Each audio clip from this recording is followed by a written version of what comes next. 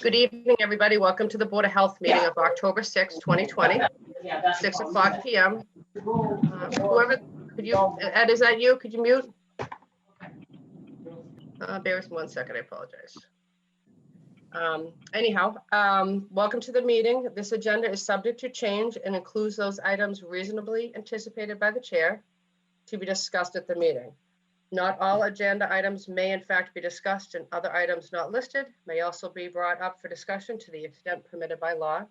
And for those of you who are joining us, we are being televised and recorded on our local cable access station, WACA, and it will be televised probably multiple times. So, Mark, do you have anything for citizens participation? This is just a small little quickie thing. I know I did read the agenda. I know it's on there. My usual two questions is being got to be talked on the COVID and the Triple E. Yep. I'm just wondering, has the school people been having any problems with the open school so far? That's my only question. All right, Mark, if you just hang on just a minute, I'm gonna send it right over to Sergeant Berman when he gets back on, and we'll have him do a COVID update for all of us. Okay? Okay. Sergeant Berman, whenever you're ready. Okay. Hi, everyone. Hello, so a couple of updates for everybody. First thing, most of you know, last weekend, Mark and I and Nancy participated in the Framingham Ashland drive-through flu clinic at Keith Tech. It was very successful. The initial estimate is that in 6 hours, we vaccinated about 1,100 people. What was really good about this was in the event, or when I should say, a COVID vaccine comes out, it's going to give Mark and I the guidance that we're going to need to set up a drive-through immunization program here in Ashland. Mark has also been able to secure a bunch of supplies already in the event that we can do that whenever that happens. So that's the first thing. We are seeing a slight uptick in cases right now, which is pretty consistent with everybody around us also. But I am looking at the data really carefully because, for example, we got a case the other day, a 24-year-old, and when I called her, I found out that she's actually, she's from Ashland, but she goes to school in New York, and she is now isolated in her dorm because she contracted COVID in her dorm. But because when she went to get tested, she used her Ashland address. So that's how it showed up on our numbers. So I did transfer that out to New York. But again, it's things like that. And that's why it's so important that we look at the data so that the data is really accurate. Also, we did receive last week the COVID testing machine that we did talk about to be able to test town employees and school department employees. That equipment came in last week, and myself, Audrey LaCroix, and another school nurse are being trained on the equipment tomorrow. So we'll be up and running hopefully by tomorrow afternoon. Also, we've been offering flu shots to any town employees. We do have vaccine for all of our employees. That's been ongoing for the last couple of weeks. And I will open it up to questions. Okay, I just called Laura just to ask her. I'm going to mute everybody, as she's already done. I have asked her to mute everybody, and then when it's your turn, you just unmute yourself, and then mute yourself as well. This is a little bit of background noise on my end, so I appreciate that. Any questions from the board members for Sergeant Berman? Or Mark, did you have anything to add? I should start with you, Mark. Do you want to add anything? No, as Ed noted, we've been busy. We get a complaint now and then related to usually it's facial mask, and Ed, Tom, and we've been addressing those. So they come in sometimes batches of 2 or 3. usually about 1 or 2 a week. And we either send the complaint off to the responsible establishment to see if it is true or not, because we have to take them all for, review first. And outside of that, as Ed said, we got the supplies.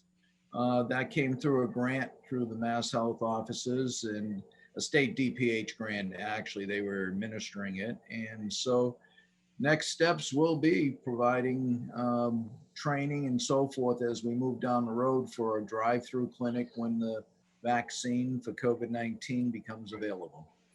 Thank you, Mark. I had something positive to say. Thank you, Ed, for reaching out to the apartment complex owners. I believe some of the residents got their emails to recommending them to wear the mask in their complexes as well as in the streets within the compounds of the complexes. There were complaints before that, and I reached out to Ed.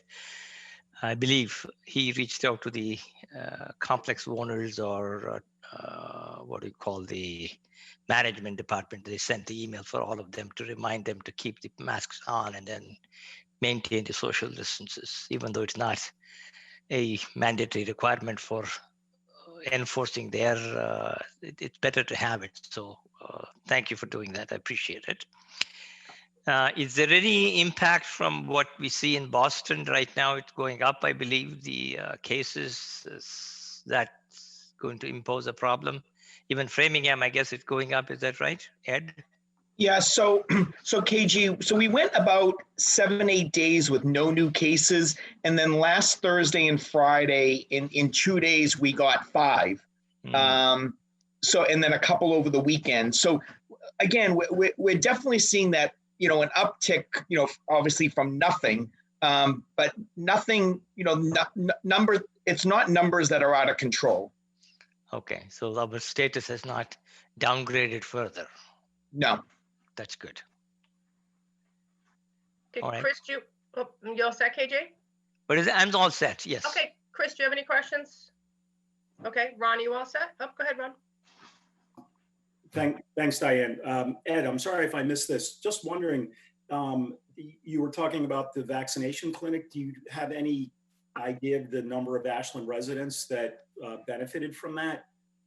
So Kitty Mahoney still is entering all the data in. Once that data is in, then we'll be able to get how many people were vaccinated. I will tell you, so the beginning part was for seniors, but I will tell you, we did, I would say probably close to 350 kids.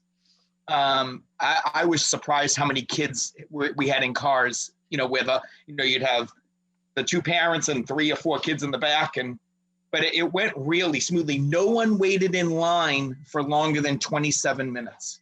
Was it limited only to Framingham or Ashland? Framingham and Ashland. Framingham and Ashland. So outsiders would have been turned out? No, if they came through, we vaccinated them. If they happen to come through, we did it. Yeah, this 350 may not be all from Framingham or Ashland. Yeah, Right. I did ask Ed to just get us the numbers, or Mark to get us the numbers, just so we have them, because I Okay. think Yeah. Sure. I do know that Kitty's on vacation this week, so I'm hoping by next week we'll have some solid data. All right.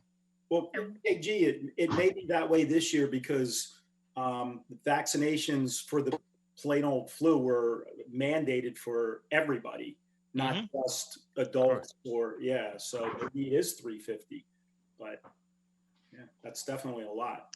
Are there 2 different strains of flu vaccines? One strong, one weak or something? Is that true? So there's a high dose for seniors over 65, Okay. but Framingham was only able to obtain 60 of those. So those were gone pretty quick. And then the other dosing was for the adults and kids. Okay. Thank you. Thank you. All right, if nobody has any further questions, we'll move along. Mark, are we expecting hi Kathy, how are you? Did you have a question? You need to muted. unmute. Sorry.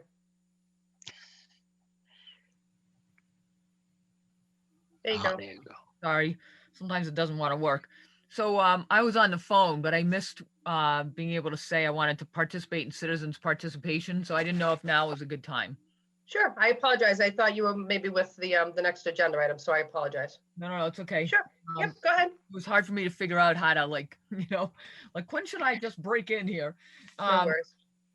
So a few years ago, back in 2016, when we were in a similar drought, I was on the Water Policy Committee, and one of the sort of sticking things that we really didn't like was the Board of Health permitting wells, so that there were additional straws if you were sipping at the aquifer when people in town were told they couldn't water unless they had a private well. So I'm concerned that we seem to still be doing that in town. So Kathy, if I can just jump in here, just to let you know, hopefully we'll answer your question is KG and Mark are actually in the process now. It's not going to help with the season that we're in now, but they're in the process of reviewing our regulations and bringing our well regulations up to, I'll say, today's standards, if you will. So, I mean, it is something that we could consider putting in the modified regulation. I know that they're looking at other communities as well to see how they're addressing multiple levels of the regulations. Well, okay, so part of my comments was that one of the things we discussed at the time on the Water Policy Committee was asking for all those wells to have meters put on them, because then people could get charged for, they're doing them for landscaping, so they could get charged the irrigation rate. So at least it would take away the system of inequities that exists right now between, you have land that you can put a well into. Some people, can't drill a well because they have bedrock, or they just, they don't hit water.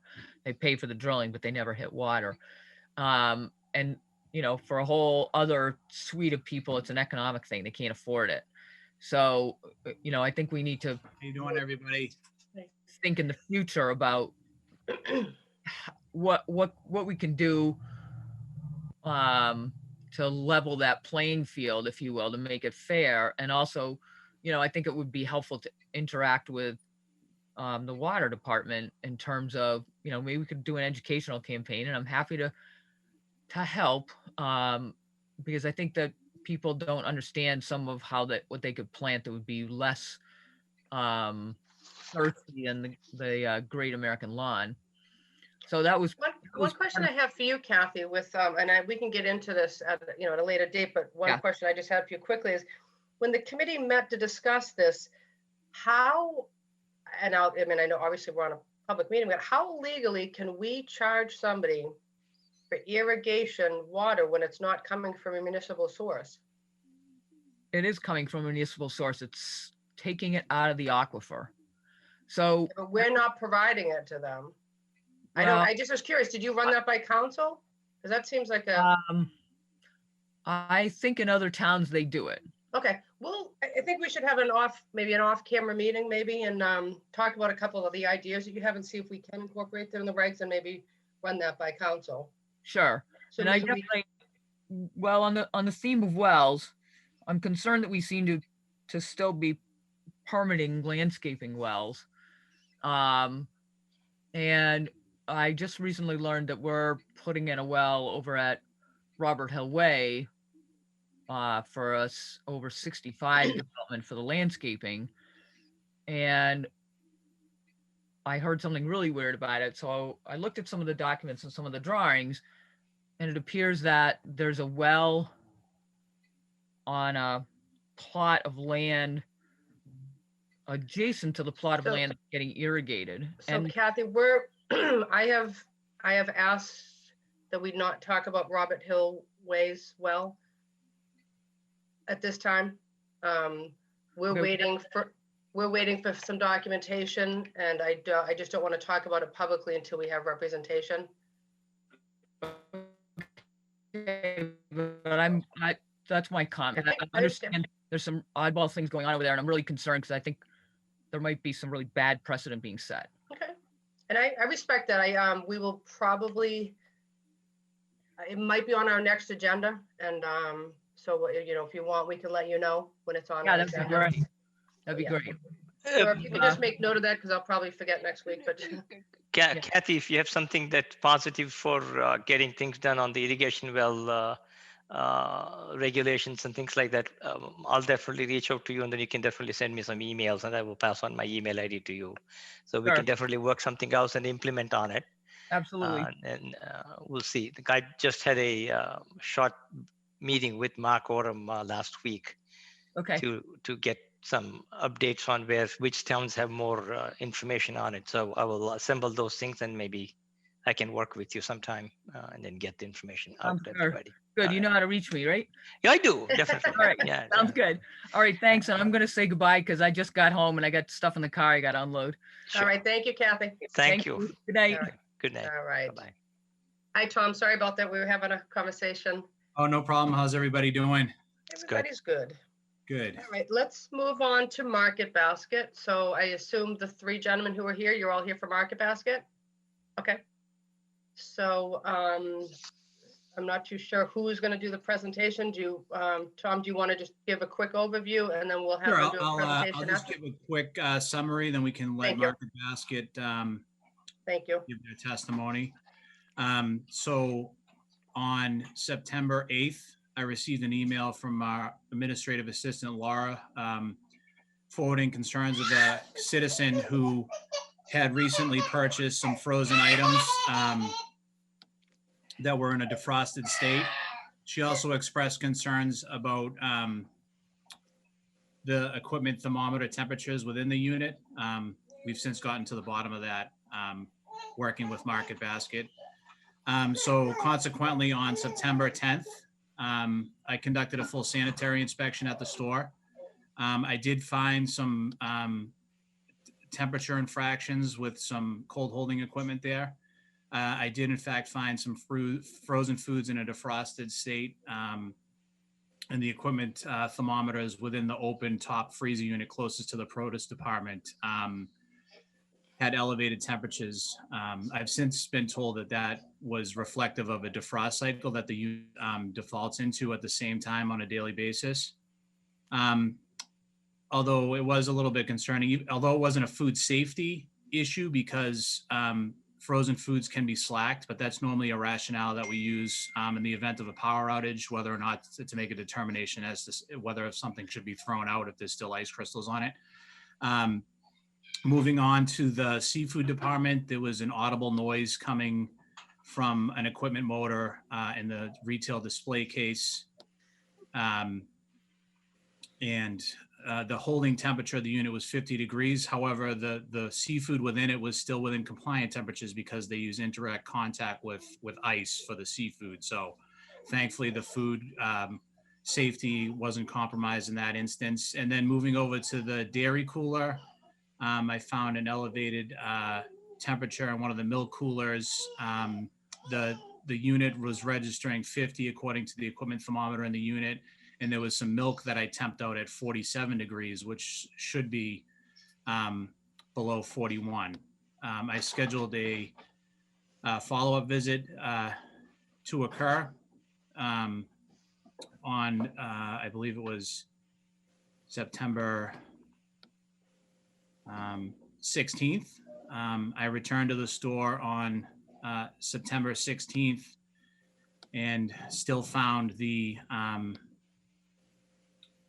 open top freezer section with some defrosted items in it.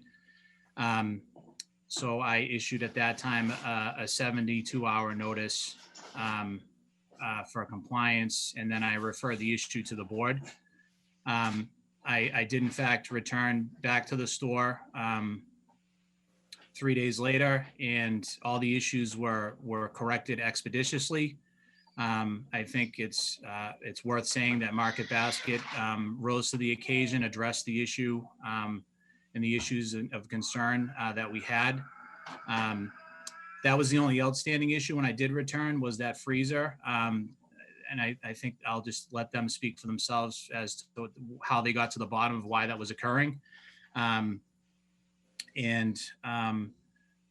think it's safe to say that I have confidence that Market Basket has been responsive to our concerns, and they've since remediated all the issues that were cited in recent inspections.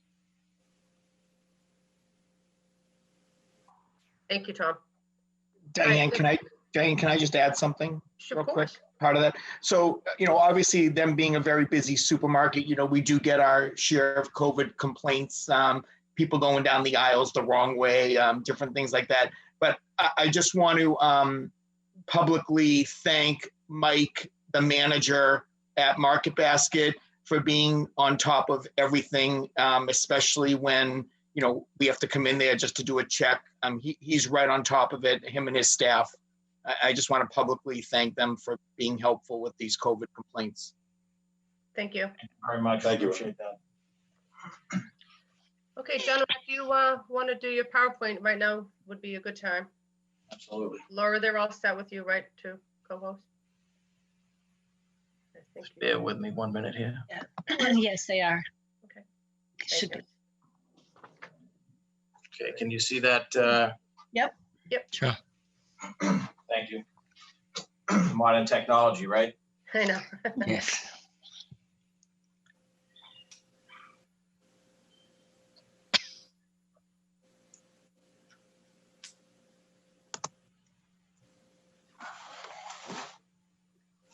We're still here. We're just working something out here. Yeah, no worries. Diane, while they're working things out, I'll add a comment about Okay. Market Basket. And I've been working with Market Basket since they opened that store many, many years ago, including this group of managers. When there is an issue, I will say they go and take care of that issue immediately. And whenever we need to go in there, we get the ultimate respect that is very appreciated. So I expect they will continue. Sometimes mechanical can get ahead of you. I think that's what they're planning to explain tonight. But as a whole, they have been very responsive to any concerns that we have to bring to them. Thank you very much. I- Okay, so I think we're ready to go here. And the first slide we have up is, first and foremost, we appreciate the opportunity to participate in this evening's meeting. We share a tremendous amount of respect for the Board of Health in Ashland and the team that works together to put these meetings together. The topic of the inspection, as Mr. Curran had expressed, is from the inspection on September the 16th of 2020, where it was noted that upon this evening's compliance inspection, the open freezer units in the produce department was still found to have elevated temperatures. Certainly a concern to all of us.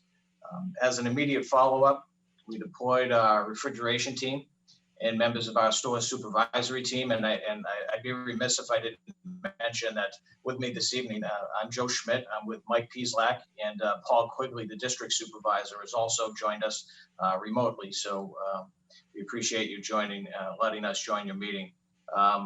And so the members of our supervisory team went to the store for a full systemic review. We had some findings which we wanted to share with you this evening. Okay. At the time of the inspection on the 16th, the case in question was actually in its defrost cycle. And this actually happens 2 times per day in order to keep the equipment functioning properly.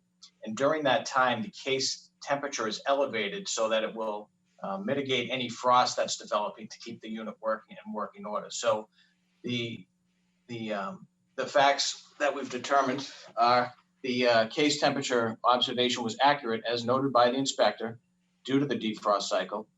The person in charge of the facility. Are you showing something on your screen? Yes, I am. Okay, I don't see anything. I don't know if anybody We else. only see I'm only seeing Ashland, Massachusetts. Okay, I just want to make sure because I didn't know if you were segueing into this, but we're not seeing what you're saying. The only thing we can see is Ashland, Mass. The first Okay. page. I apologize for that. Let's see if No, we can. no worries. I just, like I said, these technology things, I had to learn how to do Zoom meetings myself, so. Something else, yeah.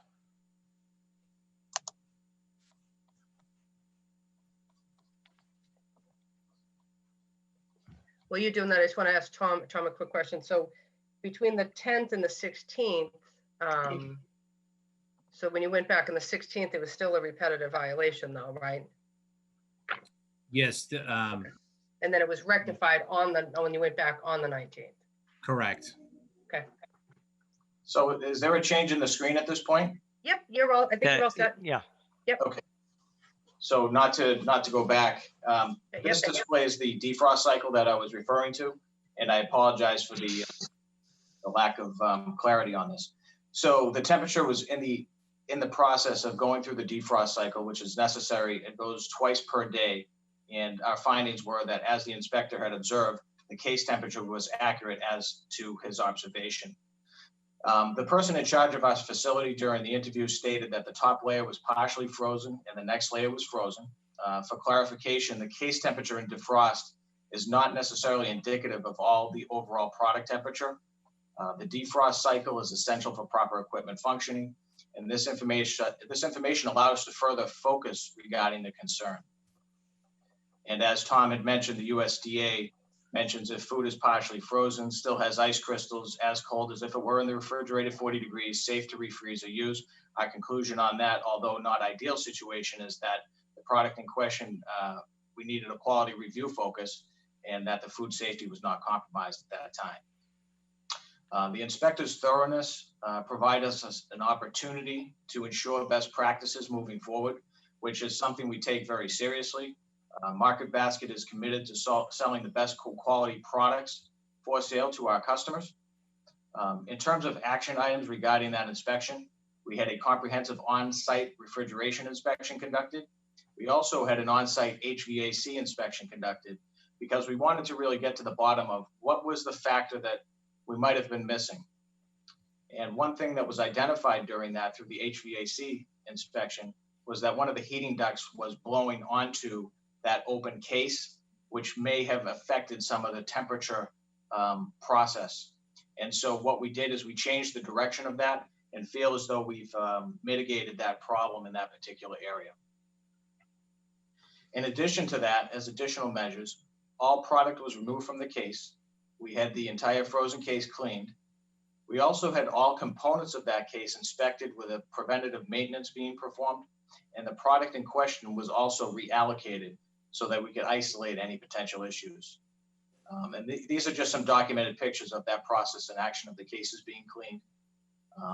Again, the result of that, the case component inspection, we actually pulled all the plates up, all the pans, inspected all the fans, all the motors, had the head lead refrigeration technician on site, Tom Sinatra, who did a very thorough, and he feels very confident in the current status.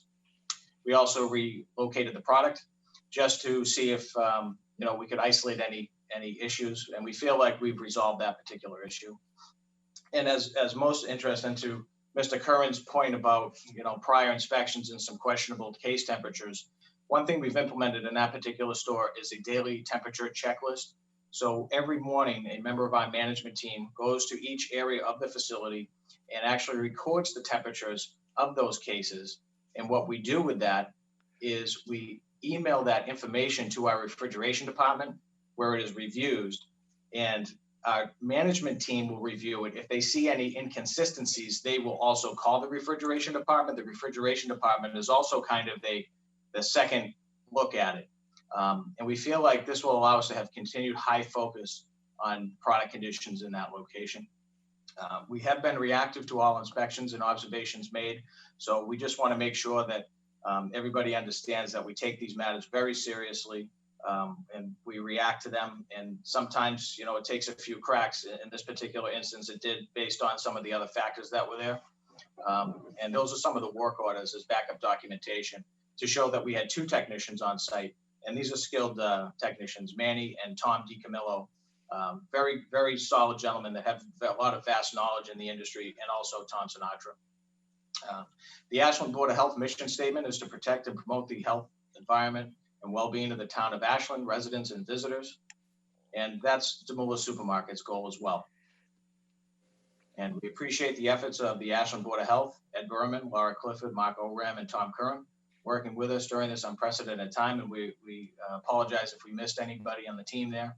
But we hope to convey our commitment to the town of Ashland and our continued goal to partner with you regarding any concerns that you may have. At this point, we're happy to answer any questions that you may have regarding this topic. Well, I was going to say, KG, Go ahead. I'm just gonna go in order here, just because I was gonna say, Sure. I mean, I appreciate your efficiency. I appreciate you taking the time and coming in front of the board to explain this, because as we all know, when you're looking at an inspection report, sometimes what is on paper might be misleading. What I think would be beneficial for your file is that if you could send this PowerPoint to Laura and her print it for your file, so we have all that documentation to follow up on, because as we all know, people I do request have public records. Okay, I and do if we have. could just put it in the file, Laura, just, Yep. I think it's shows that you obviously took it to the full extent to review, make sure, like you said, there wasn't any deficiencies on Market Basket. So Yep. I do appreciate all your efforts, and I appreciate you guys all coming in front of us to discuss this and make sure that we're all on the same team. Thank you very much. And we feel the same way. You know, we very much feel that this is a partnership. And, you know, our goal is to provide the community with safe and healthy food. And, you know, you're there as part of our team in our eyes, and we really appreciate it. Thank you. Chris, do you have any questions? I just want to Really interject. I just want to make a statement that at no time did I intend to be misleading on any of my inspection reports. They're purely based on observables at the time of inspection. No, Tom, I'm sorry, that might have come up wrong. I just, people come in and request public records, and I just think that the information they provided should be part of their file. So if somebody comes in and requests that public course, record with yeah. this documentation, I just want to make sure that I'm not being conveyed as someone who's misleading something on we would inspection. never do that, Tom. No. Thank you.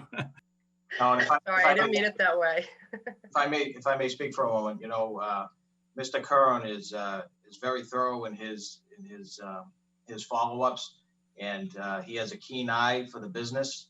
And certainly, we look at it as a positive thing when he or anybody else from the town comes into our store. And we appreciate, Mr. Curran, your professionalism and your ability to work with us. And you know, I think that's important to state as well. And I don't take that comment that way either, you know, and certainly, hey, listen, if we have something wrong, we're going to address it, and we're going to do it to the best of our ability. And that's what we're all about. So again, I appreciate it.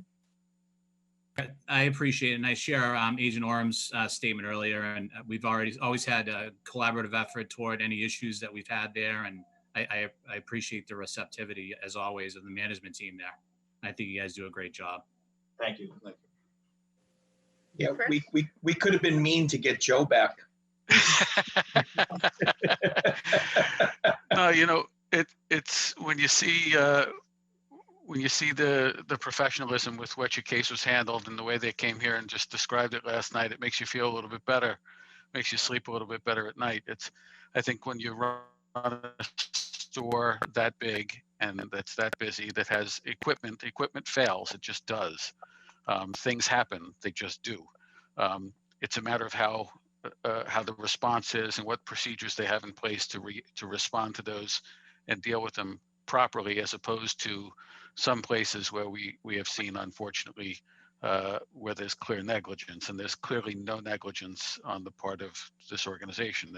They're running things, and they've got procedures that tie from the store level to the corporate level.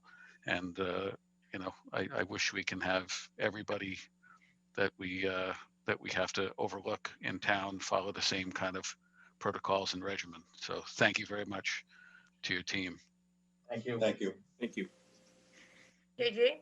Yes, I agree with whatever Chris said. So then I wish everybody does the same thing as what Market Basket is doing it, but we will be out of job later on. Mark and maybe Tom has to think about it. The one question that I have is that you said that you redirected the hot air HVAC flow there. Is that redirection will affect the one set of refrigerated items on the back of the line, same area? We don't feel like that will be a concern. We'll continue to monitor it. The frozen food is a little bit different from refrigerated food. Yeah, but yeah, what I may suggest, you may probably want to erect a simple flat roof type of thing, elevated one, so that it doesn't affect much of it, so that whatever comes in doesn't have a direct flow into it. Understood. And I apologize for that. I was just trying to explain to Sure. people that may not be familiar with the process is that what happens when that hotter air gets into that flow, the case is trying to make up for that. Right. And so it creates some of that condition. So yeah, Correct. your point is well taken, and we'll continue to. Yeah, if you put a flat roof surface on top of a light one, that will direct the air not directly into the boxes at all. So that may help you. It doesn't matter which direction you put it, it's going to hit the top surface of it and then take off from there on. So it might help you. Great point. Thank you very much. Ron? Yeah, so just two questions. One, just quick for Tom. So there was no infraction or violation, is that correct? There was well, what day? It depends on what day you're talking. Well, right now, all violations have been if corrected. they determined that the issue was a normal defrost cycle, then that means there's no violation or infraction. Am I reading that correctly or incorrectly? There was a violation initially based on the equipment temperature reading on the thermometers in the unit, and then also in the food code there's a reference that frozen foods must be maintained frozen. Okay. Their public health rationale, of course, says that as long as the frozen foods don't go below 41 degrees, the food safety itself is not compromised. Okay. After the fact, it was made known to me by Market Basket that in fact that piece of equipment had entered into a scheduled defrost cycle as they had just notated. So that would justify the elevated readings on the equipment thermometers. Okay. So at the end of it, there wasn't any violations as far as the freezer case goes. However, there was violations in other pieces of refrigerated equipment on the initial inspection in the store, one being the seafood case and the other one being the dairy cooler. All have since been repaired. Got you. Okay. Got you. And the others just for Joe. Joe, I echo the sentiments of all the other board members, Diane, KG, and Chris. I think you guys do a heck of a job. You got right on it. And just a question, because I'm a loyal customer. I'm in there every Sunday, and so I know exactly where that freezer is. And not that this may or may not happen again if you really feel that the heating or the HVAC unit above is the main reason. But just to me, this is just a comment. I'm not trying to make Market Basket spend more money. It just seems like a very inefficient way to cool things when you have a freezer that has no coverings on it, because right across the aisle where your frozen vegetables and things are, at least there's doors on that. So if this thing's going to continue to cycle through that defrost cycle, which it's going to have to do to work properly, then that means it has to elevate the temperature at least to a certain degree. And I'm back there and I always have a jacket on because it's pretty cold. Is there any thought of potentially getting any type of doors over that to mitigate the temperature when it's going through the defrost cycle? As an organization, in addition to new locations, we're always looking at how are we going to reinvest into our current stores. And that's something that has been pretty consistent with us in a lot of the locations. So I can't speak to an exact time frame or an exact date, but it's certainly, when these things come up, we do look at that. There are some factors that maybe make us think a little bit quicker about doing it. We don't have a plan today on it. However, we will be evaluating, and what we have instructed our lead refrigeration technician to do is to really go through the store, take a good assessment of it, make some documented findings and bring them back to us so that we can have discussions about that. Okay. And I think you should make, I think you should make Ashland the first one to do it. So you could take That's a the good credit question, for it. though, Ron. Yeah. Yeah, thank you. That's a good suggestion, Ron. good. And we appreciate your business as well. So thank you for that. Well, I know how to come and see you Great around there. Great store. I love it. Yes. Mark, do you have any questions? Yeah, if I can, first and foremost, Tom was very effective in his job and he did it properly.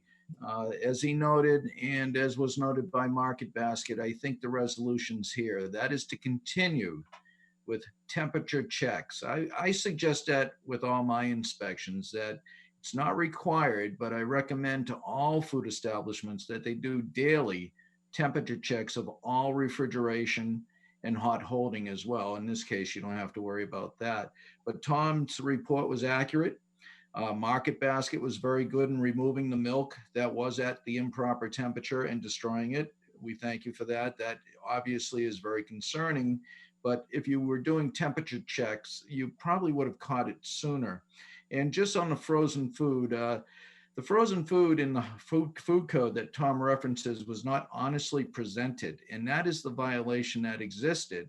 The reason for it is the reason we were there is we received a complaint from a customer. I know you always want to take care of your customers. It's why you should take care of us. In that respect, they bring home their food, and sometimes you can get freezer burn. And freezer burn upsets people to some degree. It's not that the food's not safe, but it's not honestly presented. So again, I give Tom a lot of credit for his report. He did it accurately and properly. And I give Market Basket just as much credit on the actions they took to solve this problem. Again, I would recommend highly, as Joe just mentioned, they're starting to go through the store. And I believe, Joe, is that to do temperature checks of all the units? Yeah, so that is a daily process that we've implemented, and that allows us to have even a better look at our quality control, but to make sure we head off any issues in a proactive fashion. And also we have eyes on it back at the refrigeration department so that they can look at it and also look for any inconsistencies. And that seems to have been very effective since we've implemented that, and that's something that will continue on a daily basis. Excellent, Joe. What I would recommend is trying to keep at least a 3-month file on that as well. It helps us if we're doing foodborne investigations. If I can go into a restaurant or a retail food store and look at their temperature charts, that gives me more information that I can share back with the person of interest that may be part of a potential foodborne illness case. So it really is a great mechanism, works for everybody. And again, I want to thank Tom. You did a great job, Tom. You're on my lower right of the screen. And I want to thank Market Basket. They're both on the upper part of my screen. Thank you. And the board, obviously, for hearing this out. I have one question. Is there a human element that may have gone wrong in that temperature issue? If it does happen, and it's possible, and how would you avoid it? Or do you have a means to provide an audible noise to the machine so that it alerts everybody saying that there is some issue, come and take care of me for the machine, or a blinking red light or something that you can add on to it? Like an alarm for the freezers or refrigerators, KJ? Yeah. And that is something that we are equipped at store level, which is also, but we want to depend on that as kind of the fail safe. And to that point, but yeah, very, very point well taken. And certainly we will continue to monitor that as well. And I just have to reiterate that, the last thing we want to do is be having conversations about, issues that come up in our store. It's not our style. We take everything we do with a lot of seriousness, and we really want to serve the community in the best way. And, it's something that we try to be proactive, and we certainly will react. And if there's anything that comes up in the future, by all means, we'll be on it right away. So thank you. Yeah, good quality always pays in the long run. Absolutely. Thank you. Thank you, gentlemen. Tom, do you have anything in closing that you wanted to add? No, just to reiterate our appreciation and my appreciation to the board as a whole for your support as always, and to Market Basket for taking care of these issues expeditiously.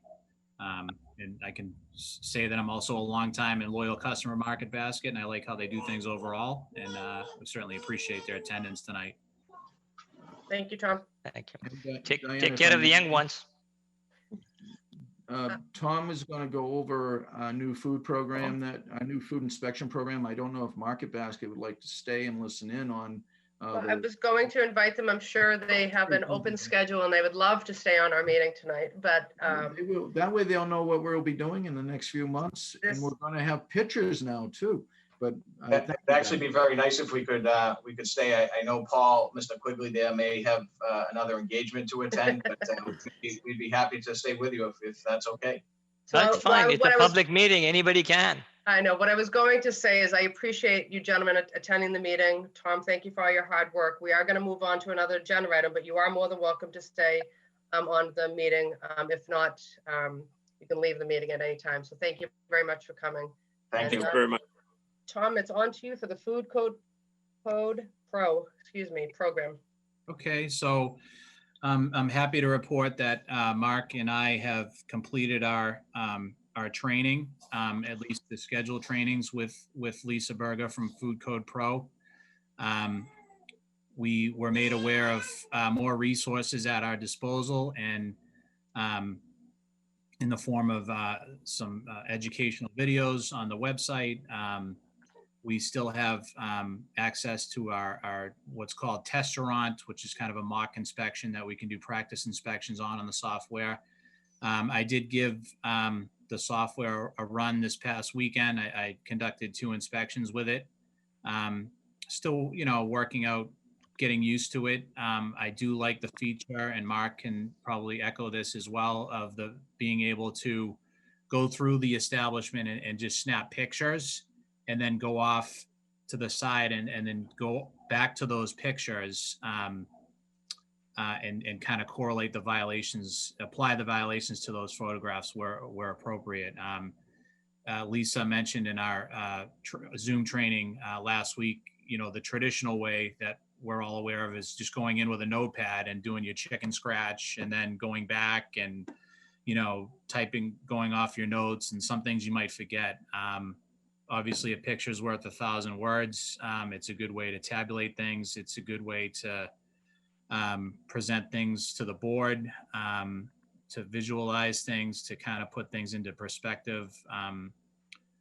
And I anticipate this to be a good addition to our food inspections. And I'm going to continue using it. I'll report any. Oh, I did speak with Ed Berman the other day about the possibility of getting noticing it's difficult to use the software without a Wi-Fi connection. It kind of has a lag time with it. Maybe if we could get some sort of a hotspot for it for the iPad, just for some connectivity issues that I'm encountering. But other than that, it does work. It does work well. I know, Tom, we talked about that before, so it would have to come out of, this is kind of my daytime hat, is that we would have to just activate a hotspot on your, do you have an iPad, right, that you're doing them on? Yeah, I have an iPad that Food Code Pro has given to, Mark has one, I have one that Food Code Pro has given to us. Does the town provide a phone? Does the town provide a phone for these people, or Tom? Tom does not have a town phone, correct, Tom? Yeah, if you have a town phone, you can get a hotspot out of it if you have a data available on the town phone. So he may as well get the phone, so that's much easier to do it. We can get prices on that and submit it to Mark to review it for the budget. So I can work on that for you with my other hat. I can add the program outside of that little glitch, and that's a glitch, I would say, it can be resolved. It's going to be very visual, not just for the board, but for people like Market Basket who are listening in. It will allow us to take those pictures and add verbiage to it. It will be more efficient. We also can go through Market Basket. I'll use for the example because they're here right now. We can go through Market Basket, which is a very large store, it's a lengthy time to inspect. Well, at this point, we could take these pictures of anything of concern, tell the manager, I'll be back with you in half an hour, and then we can go over it with the manager so they can stay busy. We can stay busy with the documentation, and then again, spend that last part of the inspection with the management. So it does have efficiencies down the road. They're even looking at adding Bluetooth to it. So we can go by when the industry gets more involved with Bluetooth readings of temperatures. We can go buy units and just hit a button and it'll get that temperature of that unit. So that will save time as well. So I see a lot of future with this program that we'll be using. Thank you, Mark. You're All right, welcome. gentlemen, thank you for the update. Does anybody have any questions? Chris? No? Ron? It sounds like, just more for you, Diane, it sounds like Mark and Tom seem to like this. Do you think we'll be able to get the appropriations to make this happen? Because I get there's 2 licenses, so it's what, $3,600 a year? What's your feeling on Well, it? I think Mark was just implying that it was a temporary, he just called it a glitch. So I think he's thinking it's a temporary thing, my understanding from that statement. The But glitch was, yeah, it's actually we have 2 loaners. I wish they were ours. We have 2 loaners for the iPads. Yeah. Glitches with the iPads not being able to sync quick enough to report to a hotspot. But aren't those ours now? No, those are loaners. So we have to give those up. So Ron brings out a very good point. During budget time, we're going to need to discuss future needs for the food program, equipment, and so forth. But again, we're fortunate to have the revolving fund help us with the needs of our food inspection program. So I expect we'll be able to find the resources to be even more efficient. So How long do we have the iPads for? is it 2 years or 1? I'm getting confused on that. It was 1 year, but I believe if we with the fee, we can keep the iPads. Right, Okay. but how much does it cost per month? No, it's the annual fee, which includes the maintenance and everything. I think it was $3,600 a year. Which Tom did mention. For the iPad? Everything. Or, For Oh. everything. yeah, but if you It's- buy your own iPad, then it goes down? I don't think so. Yeah, we can look into that. All right, so I'll speak for an iPad for the town. I think to answer your question, Ron, I think, we can get a price on the hotspot, and then when they determine how long we have these iPads for, Yep. Mark can look into the budget then to see what IT can get for. But it's even just, I'm just really talking about the entire program, Diane. I mean, regardless, I mean, the iPad, they're $300, so that's not a huge cost. But it's money every single year, right? It's $1,800 per person per year, so it's $3,600. Is that something that you think, that we as the Board of Health have under our operating budget? That would be a question for Mark. He's in charge of the operating budget, not us. Okay. Fortunately, we do have the funding because we collect our operating. For this portion of the budget, it's part of the fees that we collect from the food establishments goes into a revolving fund that was approved by boards probably about 10 years ago now. And so that revolving fund, as long as town meeting approves it every year, we can continue to use that for the needs of our food program. It specifically has to be for our food program, but I expect the technology being saving us cost and time will probably be something that would easily be reviewed by the board for approval. Okay, thanks, Mark. Yeah, to chime in, I'm all for any of this type of technology that makes the process easier to track, easier to log, easier to record, and just makes it more efficient. That's where you get your cost benefit from. You sit there and you can say you have a solid cost on it, but what do you get in return? And the dishes are clean, right? Much greater. Or I can't mute him. He muted himself, sorry, okay. So yeah, no, I think it's great. I love what I've seen so far, and I love where it can go. Just to give you an analogy of, Mark was talking about how eventually when freezer technology becomes all Bluetooth and you're walking in there with Bluetooth, it all just happens. I went to the dentist today to get a crown. Last time I got a crown years ago, they take an impression of your mouth, they send it off to a lab, they put a temporary in there, you got to come back in a little while, then they get this thing. Today, he stuck a camera in my mouth. 15 minutes later, a crown was done, was made for me right there in the office. You tested it, refitted it, 20 more minutes it goes in the oven to cook and get solid. Done. I was out in an hour and a half. I was in and out and had a brand new crown. Now the labs are getting put out of business, but Amazing, huh? I know. But when you have that's the modern trend. when Yep. technology is working for you, and in this case, it's working for us, we want to promote that. We want to continue with that.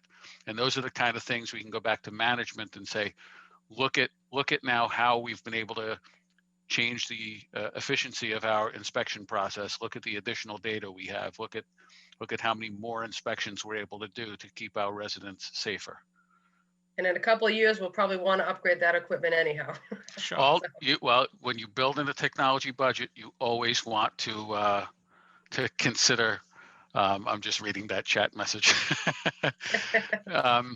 You always want to consider it over a period of time, because technology breaks, technology ends. So if you're using these iPads, you probably, because they're going to be out there in the field every day, you probably want to pay the extra few bucks so that if it drops on the floor, you can get a new one right away.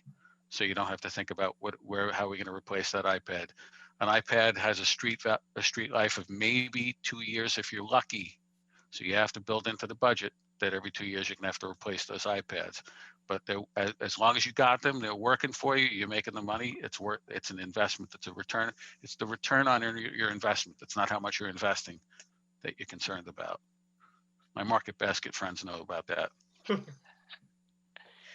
Well, good. I am also happy that you've both completed the training, and it's exciting that we're getting this, we're having this program. So I just forwarded the board a copy of a recent inspection so you can see what it looks like on your free time and what the picture is.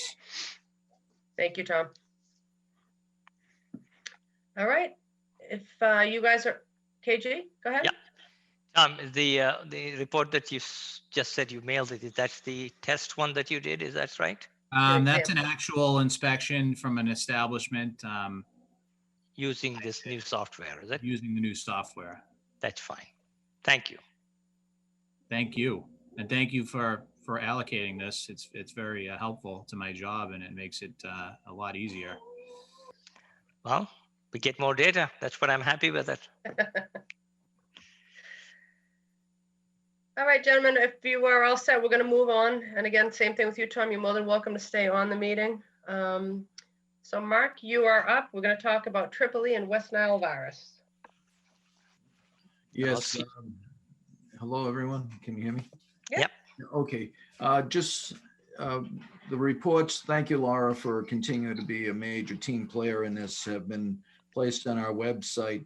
And you'll see we are getting mosquito pools. I believe the last time I saw it yesterday, it was 76 positive mosquitoes throughout the state, but that's amongst, I believe, it was a small percentage. It was like 1%. So it could have been out of like 77,600. So a very small amount this year in West Nile virus and Tripoli testing of mosquitoes. And if I'm correct, the numbers of humans who have contracted West Nile virus is 8. The numbers of humans who contracted Tripoli is 5. And those counties are, the majority of those cases are either for West Nile virus, urban Boston, Tripoli, as we've seen in the past, the Southeast Shore area. So eastern Massachusetts, rather.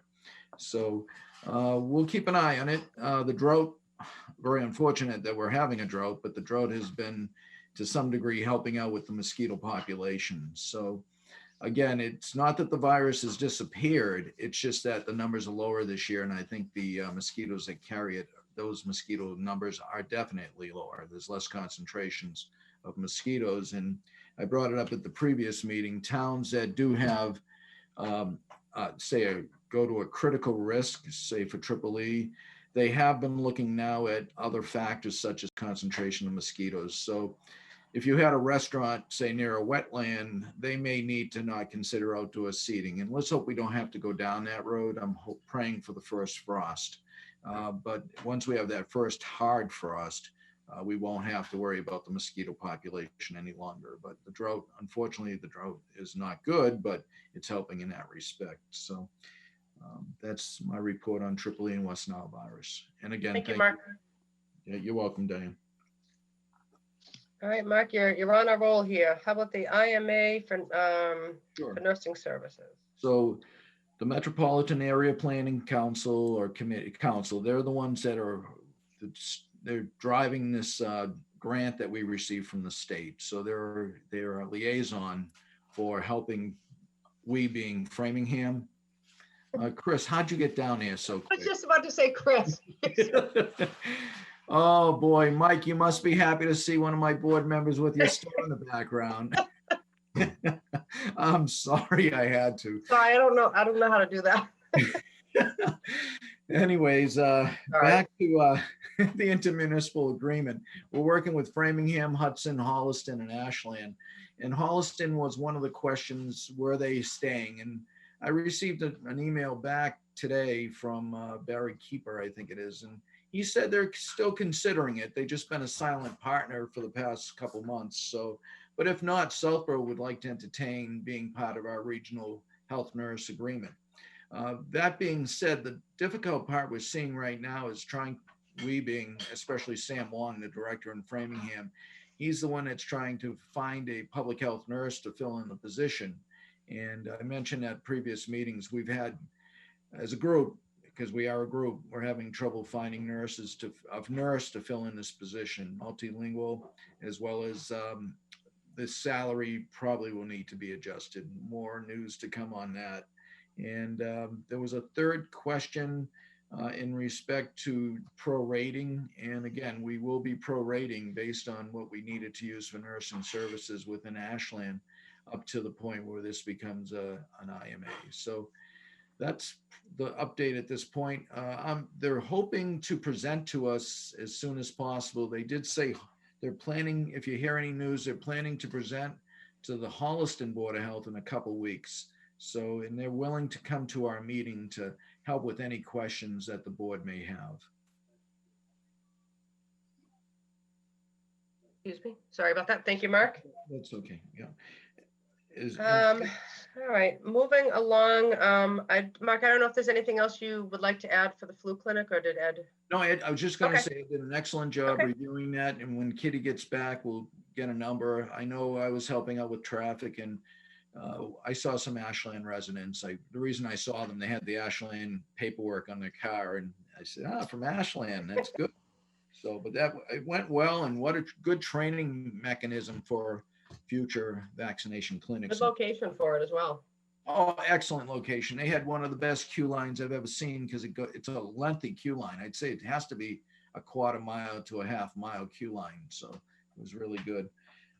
Green Up Ashland occurred over the weekend. It was a double day event. Very unusual that we had it in the fall. We usually have Green Up Ashland in the month, first Saturday in May as usual, over the past almost 20 years. Again, I can't thank the Green Up Ashland team enough, because they've kind of taken it and worked with it. At one time, it was pretty much the responsibility of the DPW and the Board of Health and the schools. Now with the Green Up team, we got a variety of people helping out, and can't thank them enough. Unfortunately, it wasn't as big of an event as we have had in the past. But again, with the pandemic, we're grateful that I'd say, I think we had about 20 streets cleaned up over the time period. And we have Adopt a Street, which is a continuous program to keep Ashland clean from trash and debris on roads through the years, through the months, I mean. So that's another nice program. The budget, just want to let the board know that if you have the budget in front of you, some of our lines are jumping around a little bit. We should be at 23.6%. I always base that on the budget that you see from our salaries. And the public health nursing services has, you might have Mark? budgets. Yes, go ahead. I'm Laura. sorry, excuse me, just 1 second. I know Laura just sent the physical paperwork that we have in hand is from a different year. So Laura just sent it, but I don't know if you want to just move and just say that the agenda is in good working, the budget's in good working order, because we don't. It is in good working order, and there's a couple of small corrections that we're working on with the public health nurse, as well as with the landfill, moving from one fiscal year to another, or making sure we're handling the hours through public health nursing as it relates to COVID versus public health nursing. So those I can give an update at the next meeting, Diane. Thank you. No problem. Yep, that's fine. Thank you. In the Medical Reserve Corps, the board might have seen today. Yes. I am so proud of Kaylee. I was I'm just going to sorry, say, but I know, I was gonna say, you can publicly acknowledge her even though she's not on our agenda. I'm so proud of her. Kaylee Teagan was our intern last year. She's now has her master's in public health, and she signs her letters now with her MPH after for her credentials, For her. as well as she did send a nice update on question and answers that I think we have here at our board. I think our board has as well, my board, the town Board of Health. But in respect to that, there's still work to be done. I think we're not the only ones that have the same questions. So as we move along, I think, you know, they're beefing up, and I expect the ICS 100's the big one. I always say, I talk to even the medical people that are willing to help us through the COVID process. It's just something that I got to do that to be a volunteer. You know, it's one of those things. I think as we move along, if they can offer some kind of virtual help with the ICS 100, it's not difficult. I know, Diane, you've taken it. Yeah, and I thought Kaylee's email was fantastic, because like I said, I didn't review all the questions, but it seems like I said, the other communities have questions. I think that's the only thing that we're missing. I think that we're gonna just look to see if there was any virtual training that we could send out, you know, to members. So, but that was definitely, a good email. I expect they're going to be doing that very soon. Yeah, awesome. And that's it for my updates. Any questions at all? Or if not, Or just a quick question, or you or Diane or both or any other board member, is there still, or is there a little bit more information as to what you feel like the return on our investment is going to be with this intermunicipal nursing agreement? Meaning, are we going to get more bang for our buck than we're getting now? Can we afford it? Those type things. We'll get more for our dollar than someone that's paying less dollars. That they did explain that that's all prorated. So if we're paying more than Holliston and Hudson, and we're going to get more service in Holliston and Hudson. And Framingham's paying the most, so they're going to have that all. That was written into the contract, thanks to the board pushing to make sure that was indeed part of that IMA. Thank you. Okay. Thank you. You're welcome. All right, moving along. Did everybody get a chance? Actually, I'm just looking. Laura, do you see any reason why could we wait to approve the minutes until Judy's here till the next meeting? Do you see any? Yeah, no, that's fine. If everybody's okay with that, we'll just move that to the next meeting when we have a full board. So moved. Okay, thank you, KG. And then I think, again, future items for the meetings, I think in general, we'll leave Mark's general items that he just went over, everything. And I think that's, I don't think we have anything else pending for the next meeting. I think so. Okay. All right. Well, Did you say Robert Hill will be on the next meeting? Is that right? Or It's in their hands, KG. We're waiting we're waiting for the representatives there to get back to us. I'm going to assume, but if not, it would be after that. Yeah. Mark and I have talked about that, just waiting until they make a decision about what they want to do before we assume that we know what they want to do. And I did remind the GC today about our on-site meeting last Thursday that, you know, we're waiting. I just said, we're waiting on you. Let us know what you'd like to do. Okay. so you had an on-site visit to that place, is that right?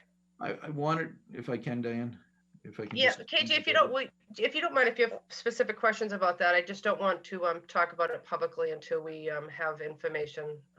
So Okay.